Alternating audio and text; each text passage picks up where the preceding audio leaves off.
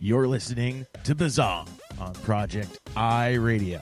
Oh no, are you gonna ask me for $1 again? I sure am.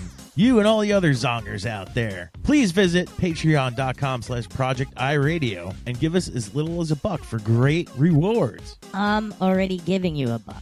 Thank you so much if you are already giving us $1. But for those who aren't, please consider even at $1, you get exclusive monthly content from Project I Radio. What if I give you more?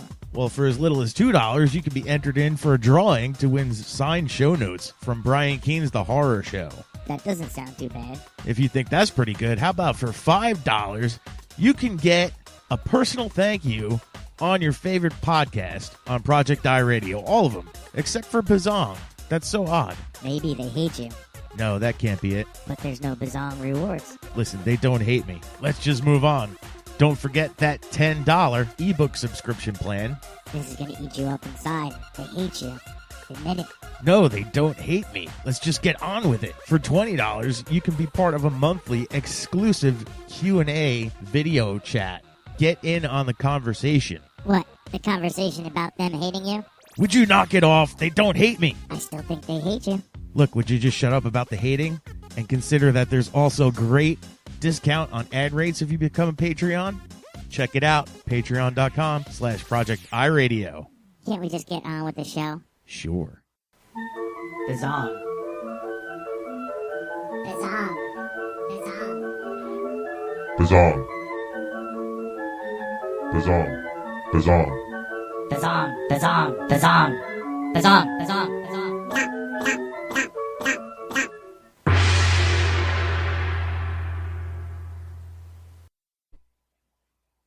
This is Bizzong, the Bizarre and a Weird Fiction Podcast. With me, your host, Mr. Frank. Zongers, I hope you've had your Wheaties today, because you're in for a treat. You're going to need all your energy to get through this one. I have with me a guy who was on the scene for Bizarro when it started. One of those important people that can give us some history lessons. So I hope you're all ready for a treat, but I got another treat for you, Zongers. As you know, we got to talk about our fantastic sponsor, SubcultureCorsets.com. Are you into cosplay, corsetry, steampunk, gothic, or rockabilly clothing, shoes, and accessories? That's so weird, that line. Oh, that's a rough one for me. Then you must visit Subculture Corsets and Clothing, either online at subculturecorsets.com or drop by their store at the Avenues Mall in Jacksonville, Florida. It's located just a half mile off of I-95. Tell them you heard their ad on Project I Radio and Bizzong and receive a 10% discount off your entire order. Buy more, save more is how that works, Zongers. When you're checking out on their website, use the discount code BIZZONG and receive a 10% discount on your entire order online as well. Are you a full-figured gal? Don't worry. Subculture carries sizes 4 through 4X, and they have men's clothing as well. Zongers, they have... I love the vest look. I wish I could rock the vest. Subculturecorsets.com has some really tight-looking vests. If you're a guy who can rock the vest, go to subculturecorsets.com and check out their line of vests. Whew. I got the vapors. That's subculturecorsets.com and use the discount code BIZZONG for a 10% discount off your entire order. Check out their website now, subculturecorsets.com, or if you're in the Jacksonville, Florida area, don't forget, they are there in the Avenues Mall. Stop in and check out their store. Subculture Corsets and Clothing. Onwards and upwards, Zongers. Like I said, we've got ourselves a guy who was there at the beginning. I love to get that core group of folks that were there when Bizarro was getting created with that Mondo Bizarro magazine and a message board thing they had going on. It's a wonderful opportunity for us to check out the history, to understand where this whole Bizarro genre came from, and they have an understanding of where it's going. They're seeing the transition as it were, or maybe not so much the transition, but the things that remain tried and true in Bizarro. So it's a great learning opportunity for us Bizarros who weren't there at the beginning. We're jumping in somewhere along the line here, like myself, and other Zongers who are more recent and want to learn more about Bizarro. I'm talking about the one and only Mr. Kevin L. Donihe. That's right, 2-time Wonderland Book Award-winning writer Kevin L. Donihe, the guy who started editing the new Bizarro Alpha series, continues to do so to this day, as well as many other fantastic, popular Eraserhead titles. He's also the editor for, and we pick his brain about a great many things. We delve into the history, what it was like for him back in the beginning, what he sees going on the scene nowadays. Kind of blow his mind to, he was kind of a turn of the century Bizarro guy. Funny to say. So he's like, yeah, we're looking back 16 years later. Wouldn't even think we'd be talking about this 16 years ago. So, Zongers, without further ado, I want to present to you the Kevin L. Donihe interview on Bizzong. You know what you gotta do, or give us the gong. I'd like to welcome to Bizzong this week a guest I'm very privileged to have on the show. He's one of the guys who was there at the beginning, and so he's important for us to explore the topic of Bizarro writing with. I'd like to welcome to the show the one and only Mr. Kevin Donihe. Kevin, welcome to Bizzong. Glad to be here. I'm glad you are here because, like I said, you were one of the guys. You were there at the ground level when this whole Bizarro movement was starting, were you not? Yeah, I mean, and it happened just out of the blue, really. For the longest time, I wrote horror stories because I felt that was the genre where I could be the most creative and could still be able to sell my work. At the time, there was no Eraserhead Press, and I had no idea where to submit the stories that were truly idiosyncratic, that were truly the very weird and very unusual things that I felt in my heart that I had to write, but there was no market for it. There was no outlet for it. And then in the fall of 1999, I believe it was, I was just looking for guidelines online, and I happened upon Eraserhead Press back at the time when it only produced a webzine and chapbooks. Now, and I read the guidelines, and I was realizing, oh my God, this is the very first publisher I've ever come across that is looking for the stuff that I really want to write. The stuff that I have written, but I've hid in trunks, very dark, very spider-webby covered trunks, because nobody wants to see them, and there are no guidelines for them. And I've submitted what turned into my first book, Shall We Gather at the Garden, the first part of it, which was going to be a chapbook.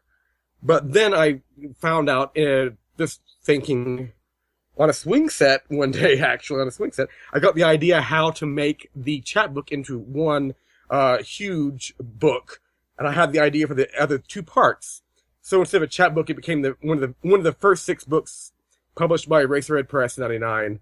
Actually, 2001. 1999 was when I had the idea, but 2001 was when we first published the very first books. And My Shall We Gather the Garden was one of the first 6 books.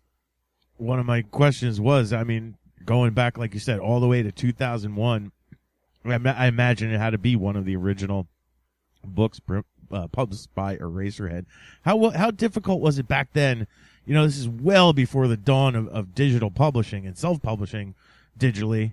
How difficult was it back then to gain an audience? I imagine you really had a really tight-knit group of readers that were into that type of stuff back then. Oh, yeah. Well, actually, back then, I think we didn't have an audience. I think back then, our audience was ourselves. And I think only with time, and with more books coming in, did it grow. When we actually, back then, back in 99, if you would say, oh, Kevin, in 2016, you will not only still be writing for Eraserhead Press, you will also be editing for the publisher, I would say, well, that's impossible. No, because, as you know, for most small or independent presses, they die on the vine.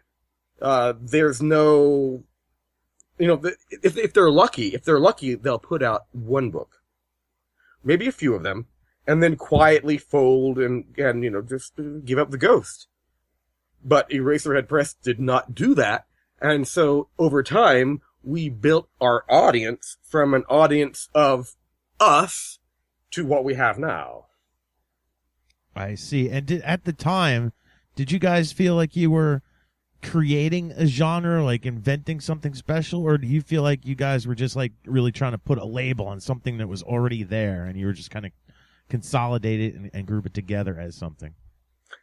Well, thinking back to how I felt then, I didn't feel like I was really creating anything. Well, just because I didn't think the publisher would last, because that was the way things went. Publishers did not last. But I thought that, oh my God, if this could continue, then this could be something, because I believe in my heart that there's a fundamental hunger for the weird. And that fundamental hunger for the weird just keeps growing and growing and growing. Stuff like Adult Swim proves that. But, yeah, I mean, no, back then I wasn't even thinking about 2016 back then, to be honest. I was just thinking, oh my God, there's somebody who wants to publish this very, very, very unpublishable book of mine. And I'm completely amazed. That was my thought back then. Just was basically total amazement. Didn't you? It's almost weird, like, to think back then. Like, even back then, you still had like Trauma, and you had all these cult movies section. I always go back to movies. Sure. Isn't it so weird that it took till like the 2000s for the weird fiction to just consolidate and coagulate into Eraserhead Press and Bizarro? Well, yeah, that was one of the things that I like. People will say, "What is Bizarro?" One of the things I like to throw out is the video store analogy. As you know, video stores, for years and years and years, have had sections devoted to cult videos. And you go to the cult section if you want videos of that nature. However, in bookstores, there's nothing like that. You can't find the cult section at your local Barnes & Noble. It's all kind of grouped into general fiction. Now, Bizarro always aimed to be the cult section, basically, of your bookstore, in more of an online sense, because it doesn't exist in reality, only in the ones and zeros of the online world. But we want to, our goal is to basically, at one point, the lovely goal of ours would be to have Bizarro as a genre be, or even just, maybe it's not a cult genre, just have like cult fiction, weird fiction. If you want to go to it, here it is. We don't have that now. You have to rely on word of mouth. You have to rely on basically, some obscure review site. Nothing guides the people who want to read weird fiction directly to it in brick and mortar stores. I see. But I mean, from then till now, obviously, it's grown by leaps and bounds, but still nowhere near as popular as or as mainstream as you say as other genres. It's are you finding it easier and easier to be able to market Bizarro or to try and get it onto bookshelves now, or is it still pretty difficult as it was back then? I mean, it gets easier over time. But there's always a degree of difficulty.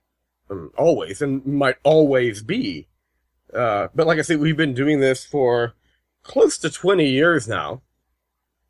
So, all I can say to that is, like, we'll see what the next 20 years hold. And hopefully we will continue, continue to beat down the doors of those brick and mortar bookstores and try to get people what they want. I didn't really come across Bizarro till around 2010, but I'm always fascinated by the books that were like at the very beginning, on the outset, the vanguards of the genre. And one of them that always, there's almost a series of them. They were your choose your own mindfuck. They're like choose your own adventure, Bizarro style books, of which you have one called Ocean of Lard. Ocean of Lard, yeah. How difficult is it to write one of those things, given the multiple endings and different paths that those stories can go down? I could answer that pretty quickly and say that I would never do it again. Never ever. Yes, that's how difficult it is. Now, but I'm glad I did it that one time. Now yours is list. Ocean of Lard is listed as mindfuck number 17. 17, there weren't really 17 books out, were there? No. Well, Jeff Burke has another one. His was number whatever number his was. It was right. Like 34 or something. So yeah, I mean, the numbers mean nothing. So yeah. Right. It was just a play on just the absurd amount that they did put out. Yeah. And obviously, this will lead into my next question. But obviously, a book like that, how much? Because you can't do that in ebook. I imagine that's a big problem for ebooks. Oh, a big problem. Or a bigger nightmare to tackle. Yeah, but it's a huge nightmare in print. So how much of laying that out just for a physical print book, how much of the layout was on you, or did you kind of leave that into the publisher's hand? I left that to the publisher. Oh, that was very thankful. I'm like, have fun with that. Enjoy this. So yeah. Wow. I can only imagine the logistics. It's hard enough on you just to keep that all straight and then hand it to the publisher and go, you figure this out. No, there are even a few little glitches, but they're so minor, I'm not even going to say what they are. But yeah, like I say, it was a logistical nightmare to get that book ready. But we did it, so. That was my second book, actually, so. Yeah, I went from Shoving Up the Garden to that, and it was like, maybe I should go easier next time. So my third book was a really short one called Grape City, which is really basic and not my favorite book I wrote. But yeah, so I was like, we need to scale down this ambition here. So now I mentioned that it's obviously a book like Ocean of Lard to be able to put in ebook form is just nightmarish even thinking about it. But what I've noticed is none of your books are available in ebook format. Is that by choice or is that just by happenstance? Oh, it's sort of by happenstance. I would need I am in charge of a lot of things, Racer Press. Layout, editing, writing my own books. So basically when I have time to do the ebooks of my books, will the books come out? When will that be? Well, hopefully we'll have a number coming out next year. But since I have only two hands and so many books to edit and write, we people at Racerhead, we keep busy. That's a fact. We keep very, very busy. There aren't a billion people in the company. So there are a very few of us doing a lot of stuff.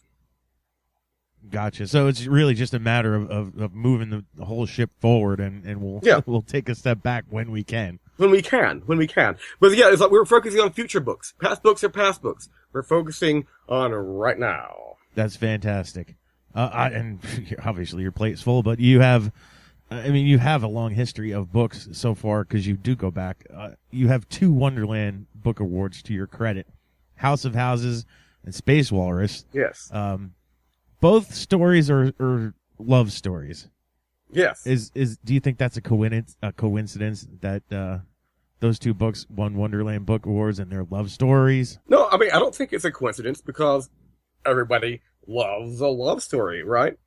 But the thing for a Bizarro love story is I want you to love something that you could not imagine as a reader that you could love, that you could form a connection with.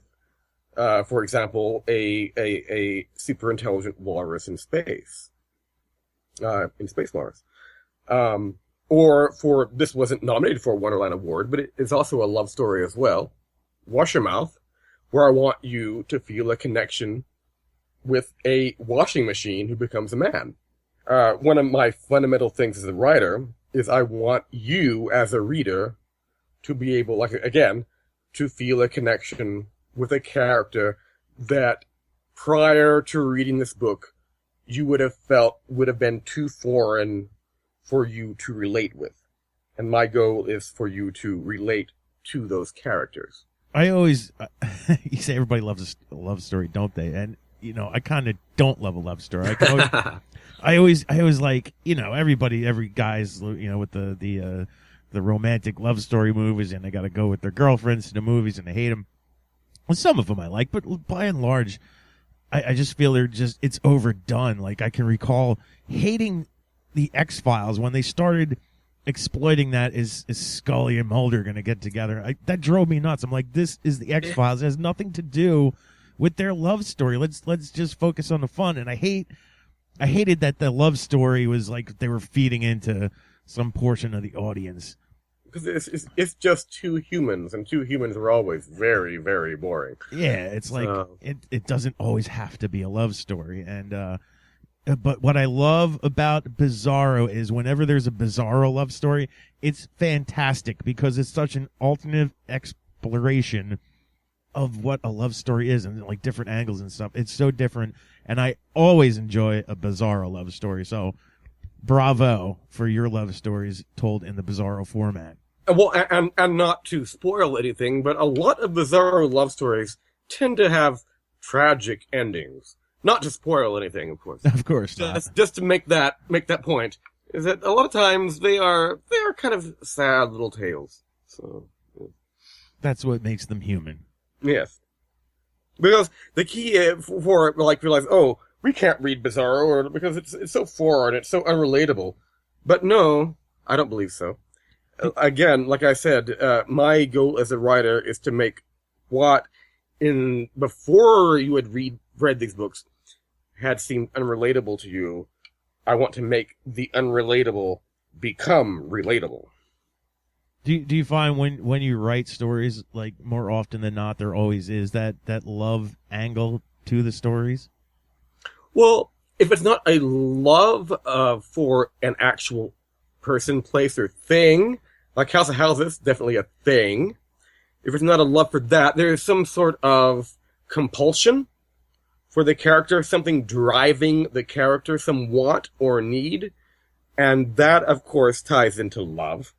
I think every character in almost every book wants or needs or desires something, and that something could be counted as a love. True, in convoluted ways, I guess a lot of things, if you really want to dig deep, are love stories, are they? Yeah, compulsion, desire, obsession, so yeah. Perfect. I need to ask you a question about geography for you. You're one of the guys, a rare exception, it seems like. You're working out of Tennessee right now, correct? Yes. And all the people at Eraserhead, really, all of them work in Portland, no? Oh, yes. I'm of the people who edit actively or publish actively for Eraserhead Press. I am the only one who is not in Portland. And for me, I can get my work done, of course, just by deciding you will work today, you will do this, you have a deadline. But at the same time, I do feel somewhat alienated living where I do, over 1,000 miles from the Portland Eraserhead Press office, just because where I am, small, medium-sized, well, actually more of a medium-sized city, 50,000 in Tennessee, we don't have a literary culture. Nobody here, well, not to say nobody, but not that many people here read books. For example, I am the only person in my immediate family that I know who breaks open a book at least once a year. I am it. And so I feel oftentimes as though I am an island here in Tennessee, kind of my own Bizarro thing. And it's not really until I can get to Portland, Oregon for BizarroCon once a year where I can be the person that I truly am, the person that I hide when I'm here, just because people won't get that person. People might not even like that person, or people might even find that person threatening to them. So, my goal, if everything works out, over the next few years, is to relocate to Portland, Oregon. I'll let you know over time if that works out.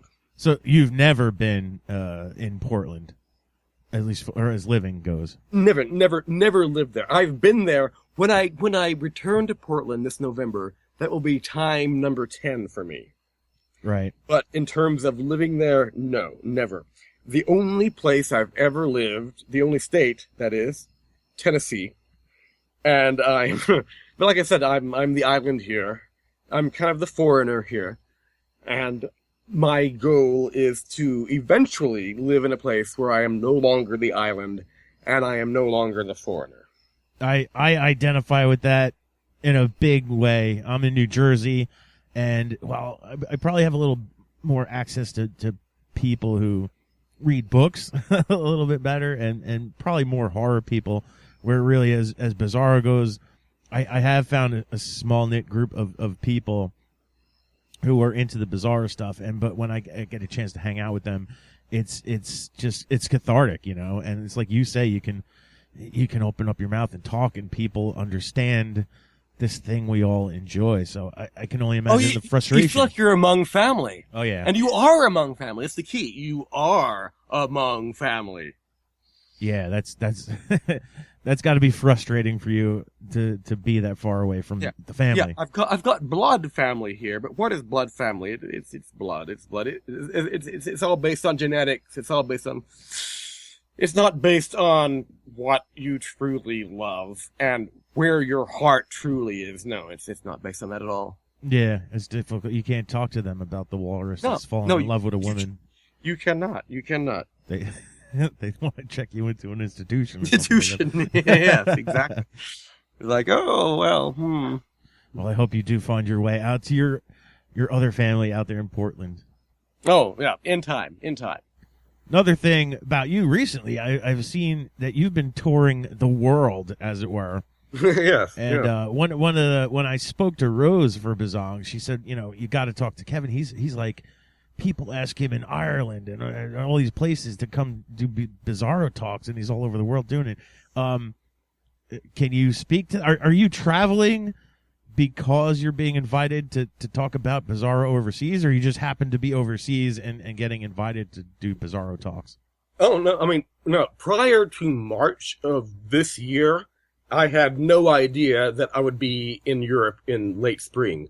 I was invited by an organization called Worm, based in Rotterdam, the Netherlands, to present Bizarro to them at a festival called the Ubik Futurosity, which was celebrating the opening of a new theater there in Rotterdam.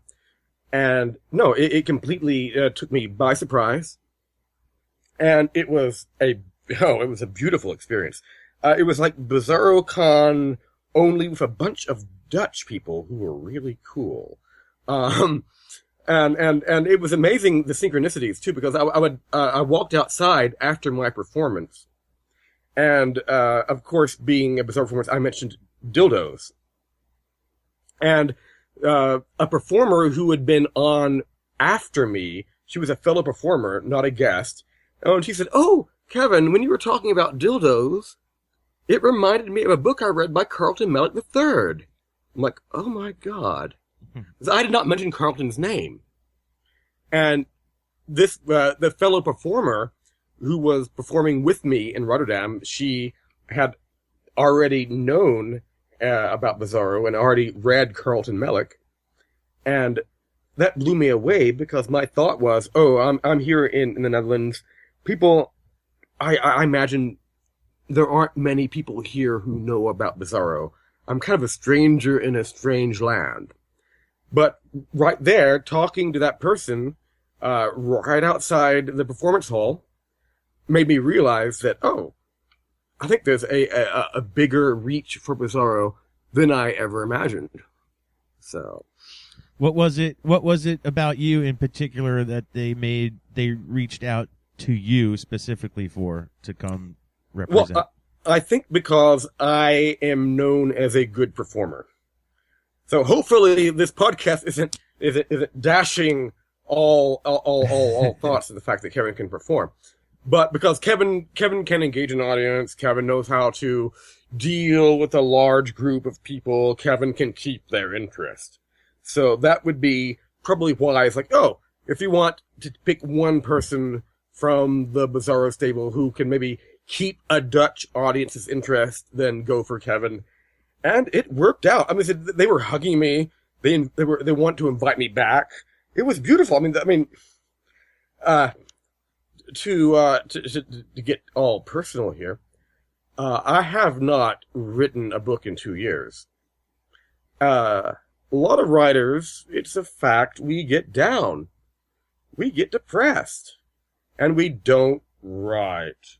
Now, I've been keeping busy by editing books for the publisher, but I have not written a book since Muscle-Bound Mario, and that came out in 2014. But getting that invite to Rotterdam, the Netherlands, to perform and talk about Bizarro completely shifted my mind around and made me realize, it's like, what are you doing by not writing?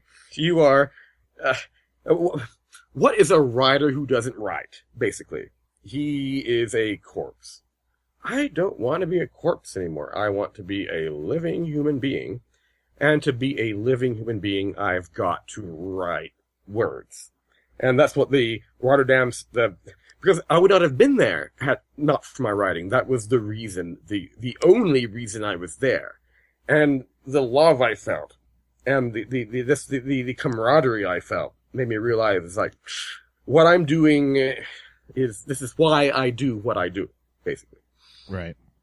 So, the trip served a lot of good, positive purposes.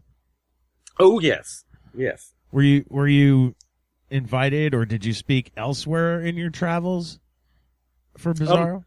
No, for that one, it was basically for the worm in Rotterdam. However, I was like, well, I'm in the Europe, and they paid for my plane ticket. They paid for everything when I was in Rotterdam. So I'm thinking, well, I'm in Europe. I love to travel, and I love photography. I'm going to see other countries while I'm here. So I went to Belgium, 3 cities in Belgium, and I went to Paris, and I went to Istanbul, Turkey. But that was not really more for spreading Bizarro, more for me to take photographs and experience different cultures. Right. Now, over there, how easy is it for them to get their hands on Bizarro books? I would imagine, well, I mean, if they go to Amazon, I imagine pretty equally, because Amazon has different branches in Europe and blah, blah, blah. But in the United States, you can find certain specialty bookstores, especially around the West Coast, that will stock Bizarro titles. Although I imagine there they don't have physical stores that will stock them. So I would say 2 degrees, a little more difficult. But that's I guess there's contractually speaking, there's different rights involved with having your books printed overseas as opposed to on this part of the hemisphere. Yeah, yeah. And although if they were to buy them from, say, Amazon in Rotterdam or wherever in the Netherlands, it would be the United States book, only it'd be shipped to their country. Right, So. right. So if they want the physical books, that's pretty easy enough. And do you find that language barrier is no issue really in places like Amsterdam? I imagine most people more than not speak English. So Well, the entire country of the Netherlands, I found absolutely no one who wasn't completely fluent in the language. Right. So, the English language. yeah, I've been to Italy, and if they're taking American dollars, they're speaking English very fluently. It's Well, no, I mean, even less so. I've been to Italy too. Italy, I found it to be a little more complicated to be an English speaker there. But for the Netherlands, there's no complication at all. Everyone, apart from maybe a 100-year-old grandmother, will be speaking English. Yeah. And did they, from your experience there, are they reading English books more than not, or is that a novelty for them, you think? I think there's actually quite a bit of interest in English literature there, from what I've gathered, at least. Just from my short time being there and talking to people. Right. And from what I gather, again, a lot of the books they seem to read are not translations from Dutch to Dutch, but they're actually are the actual The original straight English language text as published. Quite interesting. It's amazing to me. I mean, obviously places like Ireland or Britain, obviously there is some Bizarro interest there, but to move over into a country where that's not the native language, it's pretty that's pretty heartwarming and exciting to think that you have that kind of global reach sometimes with Bizarro. You wouldn't even think about it. No, you wouldn't. I said I didn't think about it until this March when I was invited, and I realized it's like, wow, this is something else. And it was terrifying too. It was like, oh wow, what's the Dutch audience going to think about this? I mean, do I even know how to talk to a Dutch audience? And it turned out apparently that I did. So, so all my fears are for naught. Did you get the impression that they might have sort of their own Bizarro literature culture there too, or it didn't really exist for them in their language? There might be a few people. I know I was recommended. It was like, you should read these people. They may or may not be translated into English, but if they are, you should read them. So there might be a few. I wish I could pull out these names immediately, but I cannot. But yeah, there were a few people who were Dutch language writers writing in Dutch, and the people recommended me to read these. So there might be, but it's more in Belgium. I think Belgium has more of the surrealist kind of absurdist culture, more so than the Netherlands. I see. I did visit Belgium, Yeah. but again, my presentation was in the Netherlands. Okay, I see. And did your presentation itself? Did you do like one of those classic Bizarro sort of performance reading type of things, or just little skit type of thing? Well, I did actually 4 performances. One was more of a keynote address. Me, what is Bizarro? And so it wasn't completely me being a pedantic professor. I interspliced it with readings and various performances. And another one was a pure reading. Another one was a drunken thing on a bar, like 3 a.m. And another one was me opening basically for the band Matmos, if you've ever heard of them. They were the other American guests for the convention. They've done work with Bjork and various other bands. Mm-hmm. And I opened for them because if you're not familiar with the band, they have their most current CD is called Ultimate Care 2, and it is based on the entire album, based on washing machine sounds. And you would never believe it by hearing it, but it's true. And oddly enough, one of my books, Washermouth, which I mentioned earlier, was a book about a washing machine that becomes human. So it made sense that I would read a bit from that book before they would come on and they would play their washing machine. Because that's what they did. They came on stage and they played a washing machine like someone would play an instrument. Wow. And were they familiar with you or Bizarro at all? No. I talked to one of the band members beforehand. So hopefully he remembers, and hopefully maybe he'll like, oh, maybe I'll check out a book by that guy who opened for me.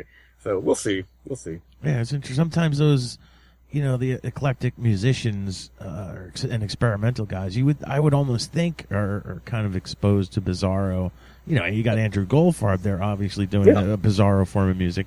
So I always thought there might be some connection. Maybe there's other bands that do have that connection, or would at least be conducive to the thought of it. Yeah. And then they have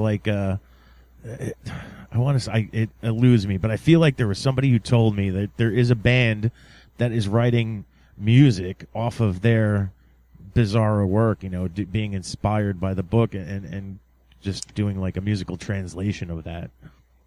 Yeah. Who that is escapes me, but I'm sure somebody's told me that. You mentioned obviously that not only have you been writing for Bizarro and Eraserhead for the longest time, but you're also into the editing and layout process and a lot of the behind the scenes stuff for, I guess, almost from the beginning as well. Well, actually, not quite from the beginning. It was, like I said, my first book came out in 2001, but I didn't start editing for the publisher until 2009. Uh-huh. And there's like an 8-year span between that. And I never intended to be an editor until I was asked to be an editor for the new Bizarro author series. Because at the time the publisher said, well, Kevin, we would like for more new people, new blood to flow into the press. And we would like someone to edit a series devoted to bringing that aforementioned new blood in. And the publisher said, we would like that editor to be you if you will accept the job. Mm-hmm. And I said, yes, I'll accept. And for about maybe the first 2 or 3 years, I was the sole editor for the new Bizarro series. But after that time, other people have joined in, which is awesome, because I remember after year number 3, and when I did 7 books on my own, I was like, this is breaking me. I need somebody else to help me out. So I was quite happy to find, at least, editors have come and gone, and we have some current ones, now. For example, Garrett Cook, who are working, with new writers to bring them in. And I too am. Some people forget that. It's like, oh, I bet Kevin's not doing new Bizarro series anymore because we haven't heard much from him no, I am still doing the new Bizarro author series. You just have to submit if you desire, mm-hmm. and we'll take it from there. Gotcha. Now, at the time, did you have really any kind of qualification as an editor, or is it just, hey, you've wrote a shit ton of books, you might be good at this? Well, actually, I did. From the very late 90s, I edited something called Bare Bone, which was a horror / dark fiction anthology. For the first 4 issues, I was the editor and publisher. But after issue number 4, Raw Dog Screaming Press, which is based near DC, they took on Bare Bone from issue number 5 to issue number 11. And weirdly enough, I loved Bare Bone, and I imagined, like, oh, I want to keep this going forever. But the reason I ended Bare Bone was because I was invited to edit for the new Bizarro author series. And I realized editing a dark fiction anthology plus the new Bizarro author series would just be too much work, especially because I'm a writer too. That they would leave me no time at all for my actual written work, mm-hmm. which, is my focus. But Bare Bone, in its time, was rather popular. For example, I will leave this as the example. Issue number 11, which was the last issue, 2009, the very same year that the new Bizarro series started, I had 11 stories get honorable mention from Ellen Datlow in the year's best fantasy and horror. Wow. And I thought that was kind of neat because I had 11 honorable mentions for issue number 11. So that was kind of like a fun little thing. I thought, I like that. So Good quirk. So being involved so long, not just being there at the ground level, and then getting into the editing process, seeing a lot of behind the scenes stuff. Is there anything you can pinpoint from then till now as what's evolved specifically with Bizarro storytelling? Is there anything you can put your finger on that's evolved over the years? Oh, it's evolved over the years. Well, I guess in general, quality, because over time we all get better. But I also believe that over time we've discovered what Bizarro is and what it isn't.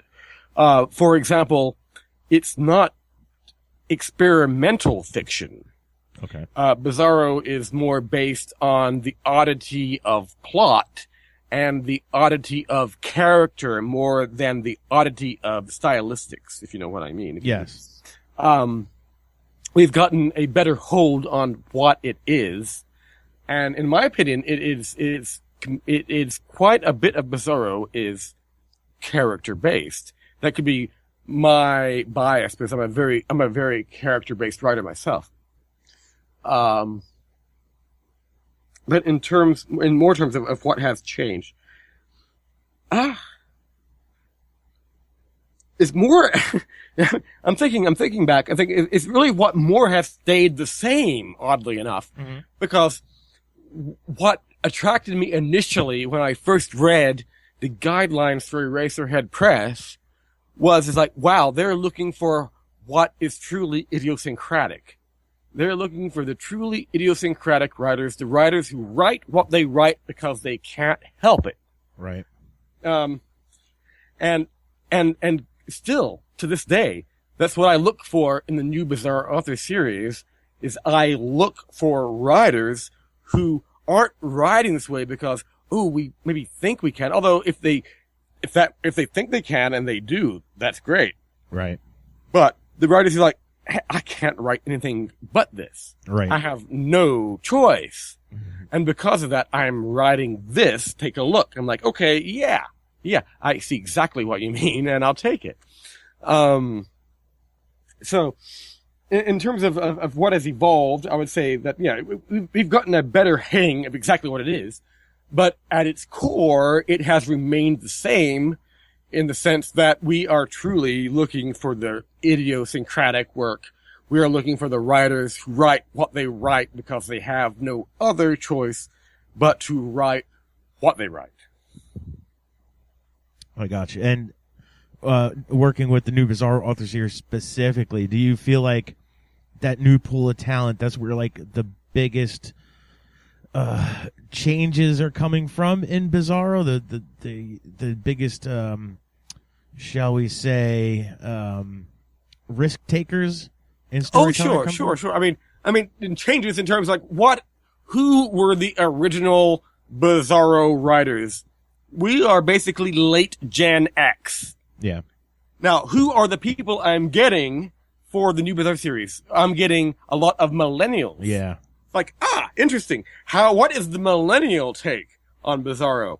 Now, that is what I'm fascinated by, and that's what I really want to get and I haven't got a full, feel for what that is yet.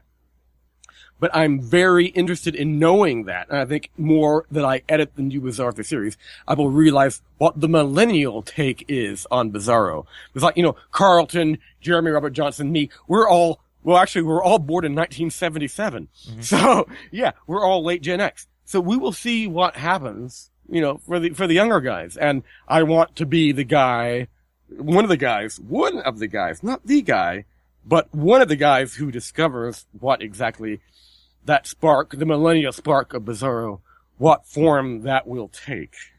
As it grows and gets passed along, as it Yes. were. One of the things, people who don't have the 80s. I think the 80s is a weird ass decade that influenced a lot of Bizarro writers. The 80s. Now, how about people who were too young to really feel the 80s? Right. It's like, I'm interested in those people.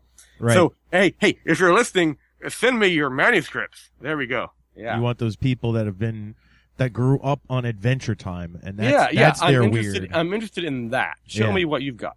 They were Adult Swim people, and that's what they know as their. It's interesting to see where it's going to go. I obviously one of the big appeals. Everybody talks about millennials, and they take their entertainment in. It's gone from they don't watch movies anymore. They watch YouTube videos, and if it's 5 minutes or longer, they're not interested. It's too much time to invest in everything. Everything is short and concise. With millennials, are you finding the same is becoming true with their writing? And I mean, especially with Bizarro, it's already short. To be short. Yeah. Do you find it getting even shorter, perhaps? Well, I mean, if it gets too short, it's outside of guidelines. Yeah. So there are guidelines to the new Bizarro series. It says if your work has between 15,000 and 30,000 words to fit. So it's like, well, maybe if you have a collection, we can look at it, but collections are a hard sell just because collections are harder to sell than individual novels. It's just the way it goes. Right. Or novellas. We'll see. I mean, I don't, it's like, do you believe that millennials can only write things that are 5 pages long? I'm like, no.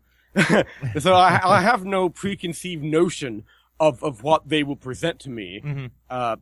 And as such, I just want to see what it is. Right. I'm curious. I'm very, very curious. Because like I said, I think a lot of Bizarro was influenced by this very strange decade known as the 80s. So, and how we process it after the fact, and how we look back at it. Mm-hmm. It's like, well, that was a really odd time. No time quite like it. So. That's very true. Yes. I've always wanted to ask this of anybody, but I'll ask you since I got you here, and you're pretty qualified to answer the question. In other genres nowadays, writing series is a big thing. Like everybody kind of hangs their hat. Like you can't write standalone books. You got to have a series. With Bizarro, the opposite seems true. There's not many series in Bizarro. No. Everything is more standalone. Do you have any idea of why the opposite seems true for Bizarro?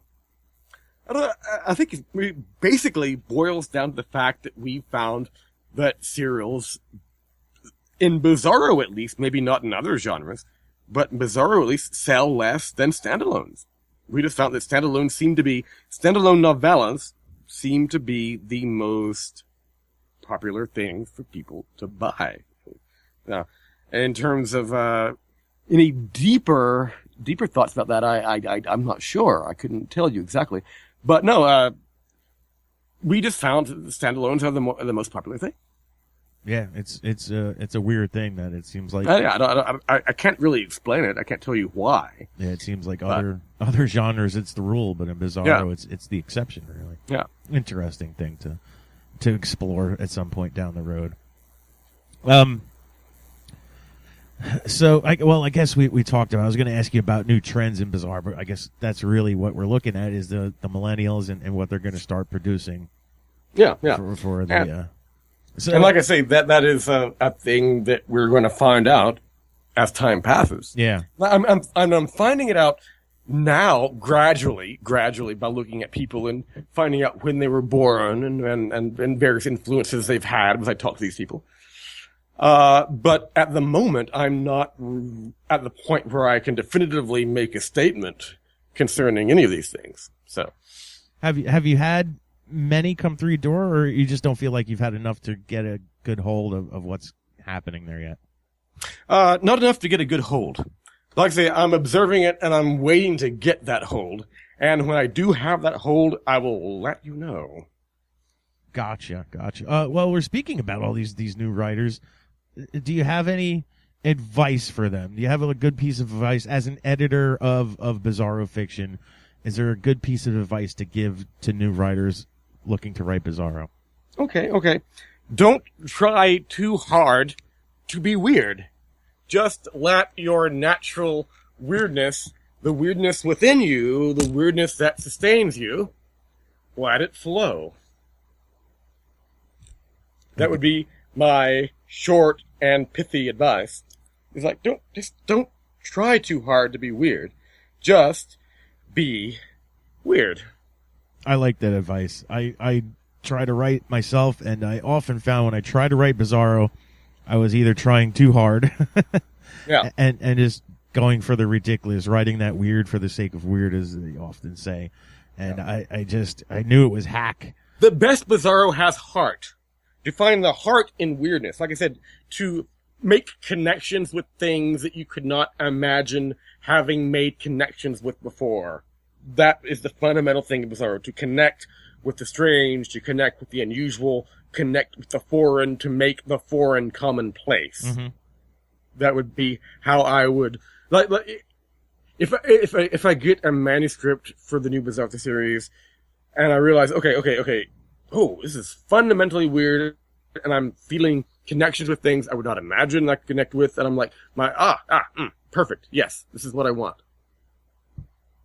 Understood. It's a good way to approach it. I took one of Garrett's workshops to try to hone in for myself, like what is it I can do to tap in to the bizarro-ness of things. And of course he teaches like the dream logic of things, which is a really fantastic tool to try to approach it. Oh yeah. Let go of your preconceptions and just let it flow. I mean, Bizarro is not for everybody. Not everybody will write Bizarro. Mm-hmm. But there are plenty of people, and a lot of these people don't even know who they are yet. and that's why Bizarro is here too, to let these people know who they are, and to give them a home, and to give them a voice. Right. I hear the story doing these interviews time and time again.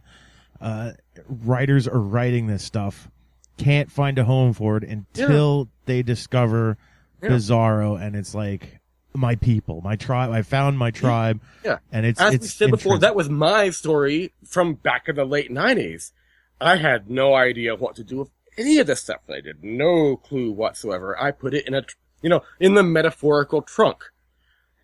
And until I stumbled upon the guidelines and I realized, oh my God, there's a publisher who wants the strange and idiosyncratic stuff that I'm writing, and these guidelines are tailored to me.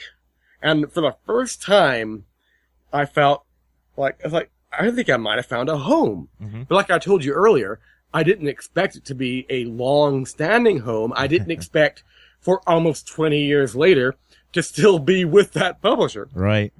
And I feel completely, I have nothing but love for Bizarro, and nothing but love for Rose and Carlton, and nothing but love for, without them, I don't know where I would be right now. Put it that way. I have no clue where I would be right now if not for them. No clue. No clue whatsoever. Bizarro is just part of who you are.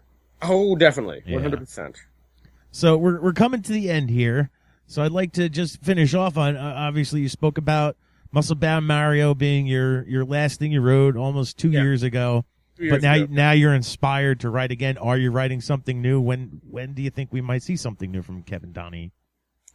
Well, like I told you, I'm editing for the new Bizarro series. I have a book for that coming out this year, which is my first book in 2 years for the new Bizarro series.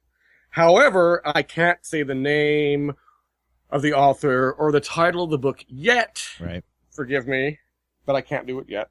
Has to be revealed at a certain time. Right. And I've also am working currently on 2 books for people that I've edited beforehand who will be on the main line. And again, I can't say too much about who that is. Right. What the book, yeah. But I have about maybe 2 more weeks worth of editing work to go. And when that is finally over, I will be able to write again, and my goal, I don't know if I can make this go, but we're gonna try it. I want to be able to have a book pretty much done before the end of the year, and that book will be called Bully Boys, and that book will be the first Bizarro take on bullying.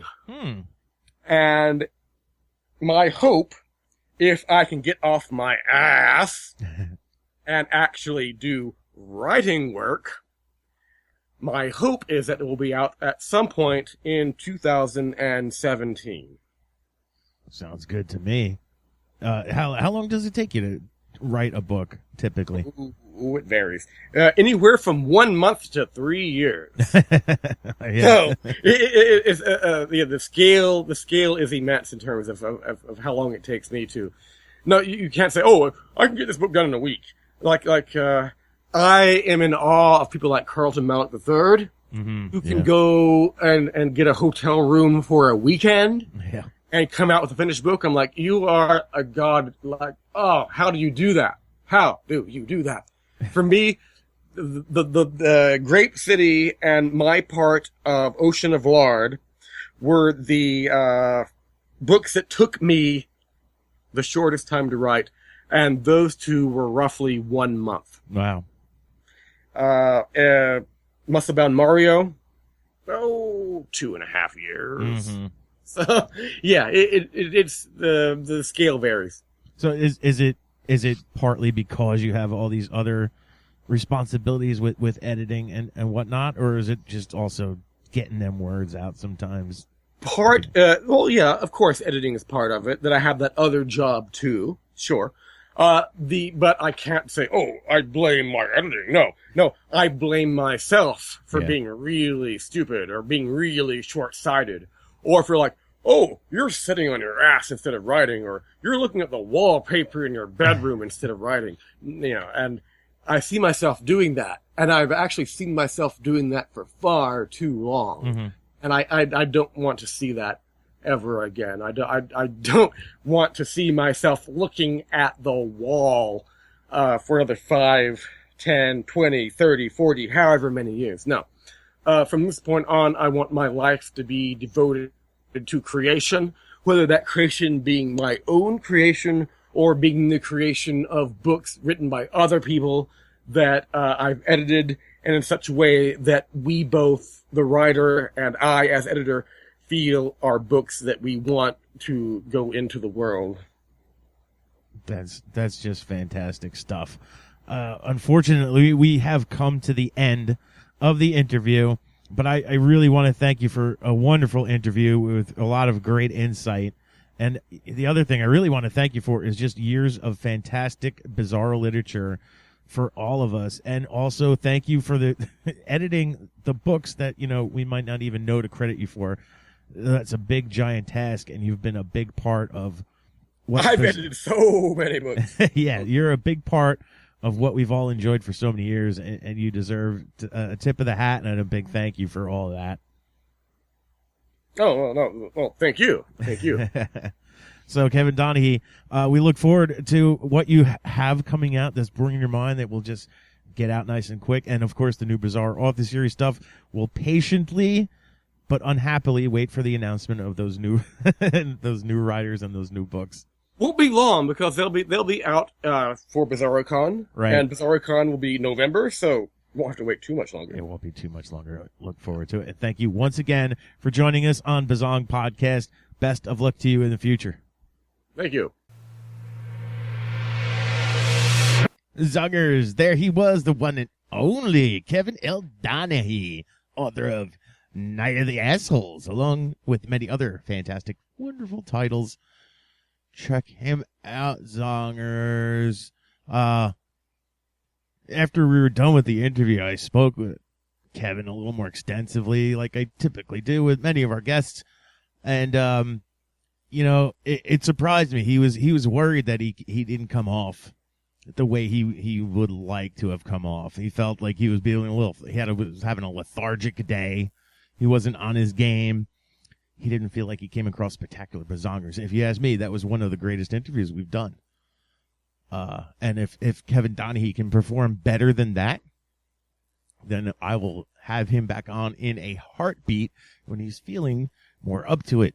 But if you feel he did a great job, Zongers, reach out to him and let him know you loved his appearance on Bizzong. Help him feel a little bit better about his performance, as it were. We're not performing here on Bizzong. It's pretty much a candid interview is what it is. But just let him know he did a good job.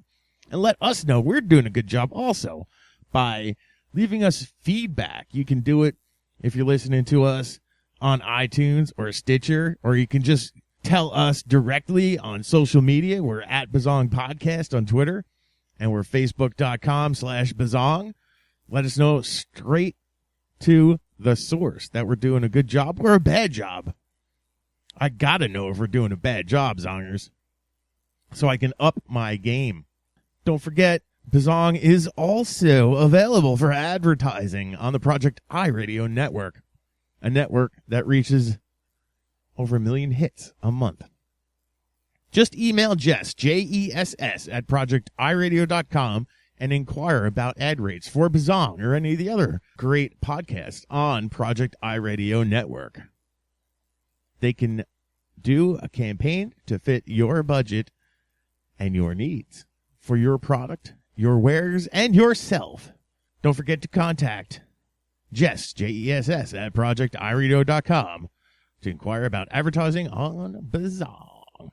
And Zongers, we leave you with that. Another fine week of Bizzong with a great, bizarre, weird writer.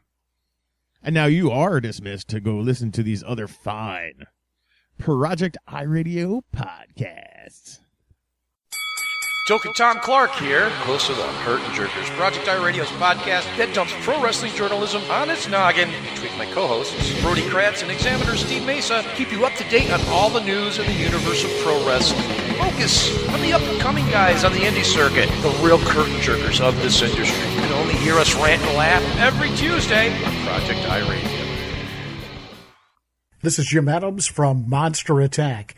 Hey, if you remember that monster movie from your childhood that got it all started for you, the one that really got you interested in monster movies, horror movies, sci-fis, and cult films, then you're going to want to listen every week to Monster Attack. We look at some of our favorite monster movies from the 50s, 60s, and 70s. With new episodes uploaded every Monday, it's Monster Attack exclusively on Project iRadio.